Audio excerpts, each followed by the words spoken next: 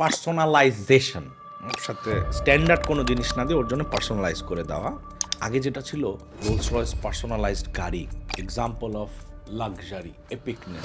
Personalisation এখন একটা luxury না, it's one of the bare minimums in 2024-2025। তোর ক্লায়েন্টের সাথে যে পিচ দিচ্ছিস, যে মেল দিচ্ছিস, যে কালার ম্যানেজ করতেছিস, যে টোন দিচ্ছিস, এগুলো প্রত্যেকটা এখন ও কাস্টমার সেন্ট্রিক হতে হবে।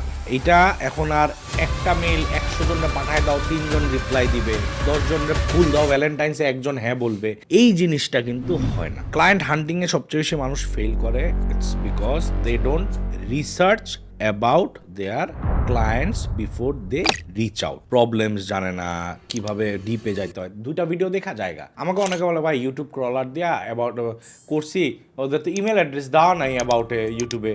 আরে বেটা, ওর ভিডিও লেটেস্ট ভিডিওর নিচে দেখ, ওর লেখা আছে, ওর ইমেল দেওয়া আছে ফর ব্র্যান্ডস কোলাবোরেশন, যেটা ও ইউজ করে। হ্যাঁ, স্টক কর, টক্সিক হ। সো এটা হয়ে ওর জন্য কাস্টম প্যাকেজ বানাতে হবে, যাতে